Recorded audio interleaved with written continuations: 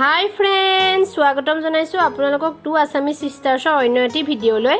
আজি আমি আপোনালোকৰ মাজলৈ লৈ আহিছো এটা নতুন ৰেচিপি, সেইটো হৈছে মুলাৰ আচাৰ। তাৰ কাৰণে মই লৈছিলো দুটা মুলা, এনেদৰে দীঘল-দীঘলকৈ কাটি লৈছিলো আৰু মই ইয়াত দিছিলো এটুকুৰ আদা আৰু অকণমান হালধি, সোৱাদ অনুসৰি নিমখ আৰু অলপ নেমু ৰস। কাৰণ নেমু ৰস দিছিলো মই, এইখিনি টেঙা হয়, খাবলৈ ভাল লাগে।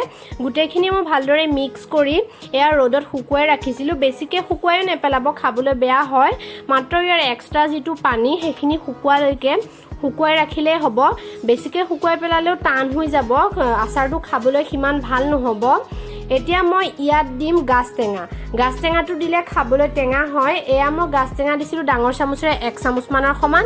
আৰু গাছ টেঙাতে মোৰ আছিলে বি জলকীয়া, তাৰে মই এটুকুৰো লৈ লৈছোঁ ইয়াত দিবলৈ। ইয়াত ডাঙৰ টুকুৰা এটা লৈ লৈছোঁ। আৰু মই ইয়াত দিম ৰঙৰ কাৰণে কাশ্মীৰী জলকীয়া গুড়ি। কাশ্মীৰী জলকীয়া গুড়ি মই দিছিলোঁ সৰু চামুচেৰে 1 চামুচমানৰ সমান, তেতিয়া কালাৰটো ভাল হয়। এতিয়া মই গোটা মছলাৰ ভিতৰত ব্যৱহাৰ কৰিম এয়া গোটা জিৰা ডাঙৰ চামুচেৰে 1.5 চামুচমানৰ সমান, আৰু মিঠি গুটি সৰু চামুচেৰে 1 চামুচমানৰ সমান, আৰু 3টা শুকান জলকীয়া। এইখিনি মই এতিয়া কেৰাহী এটাত ভাজি ল'ম। এয়া মই কেৰাহী পাতিলোঁ, কেৰাহী গৰম হোৱাৰ পাছত মছলাখিনি ভাজি লৈছোঁ। মোৰ ভজা হৈ গ'ল আৰু মই মছলাখিনি অলপ গোটাকৈ পিচি ল'লোঁ। আৰু এফালে তেল গৰম হ'বলৈ দিছিলোঁ কেৰাহীত, আৰু তেলখিনি গৰম হোৱাৰ পাছত মই সৰু চামুচেৰে 1 চামুচমানৰ সমান ইয়াত দি দিম পাঁচফোৰণ।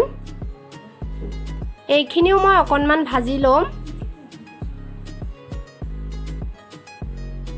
এয়া মই এইখিনিও ভাজি লৈছোঁ অকণমান, আৰু তেলখিনি মই অকণমান ঠাণ্ডা হ'বলৈ দিম। এয়া মোৰ ভজা হৈ গৈছে। এয়া ভজা হৈ গ'ল। মই গেছটো অফ কৰি তেলখিনি অকণমান ঠাণ্ডা হ'বলৈ দিম। এতিয়া মই এই গোটেইখিনিতে যিখিনি গোটা মছলা মই পিচি ৰাখিছিলোঁ এইখিনি দি দিম। এয়া মই গোটা মছলা যিখিনি পিচি ৰাখিছিলোঁ এইখিনি দি দিছোঁ, আৰু এইখিনি ভালদৰে মিক্স কৰি ল'ম। এয়া আপোনালোকে দেখিছে। এতিয়া মই এইখিনি ভালদৰে মিক্স কৰি ল'ম। এয়া মই গোটেইখিনি মিক্স কৰি লৈছোঁ।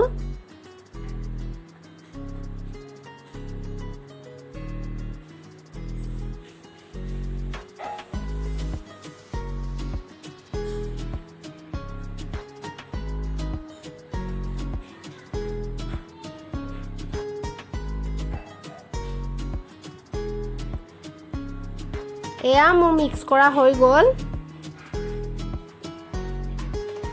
এতিয়া মই ইয়াত যিখিনি তেল গৰম কৰি ৰাখিছিলোঁ সেইখিনি ঢালি দিছোঁ। এইখিনিও মই এতিয়া ভালদৰে মিক্স কৰি ল'ম। যিহেতু মই ইয়াত নিমখ যেতিয়া মই মূলাখিনি শুকুৱাইছিলোঁ তেতিয়া সোৱাদ অনুসৰি দি থৈছিলোঁ, সেইবাবে মই আকৌ ইয়াত নিমখ ব্যৱহাৰ কৰা নাই। হৈ গ'ল আমাৰ মূলাৰ আচাৰ। হয়তো এইটো আচাৰ আপোনালোকৰ লগে খাবলৈ বেয়া লাগিব পাৰে। আপোনালোকে দুদিনমান ৰ'দত দি ল'ব, তাৰপিছত খাব, তেতিয়া সোৱাদটোও ভাল হয় আৰু এটা ধুনীয়া গোন্ধ আহে।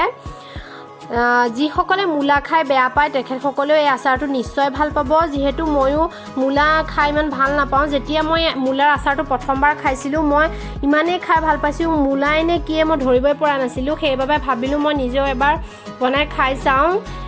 মোৰ ৰেচিপিটো ভাল পোৱাৰ কাৰণে আপোনালোকৰ লগত শ্বেয়াৰ কৰিলোঁ। আপোনালোকে এবাৰ বনাই খাই চাব, নিশ্চয় ভাল পাব। যদি আমাৰ এই ৰেচিপিটো আপোনালোকৰ ভাল লাগে লাইক কৰিব, শ্বেয়াৰ কৰিব, লগতে ধুনীয়া কমেণ্ট কৰিব।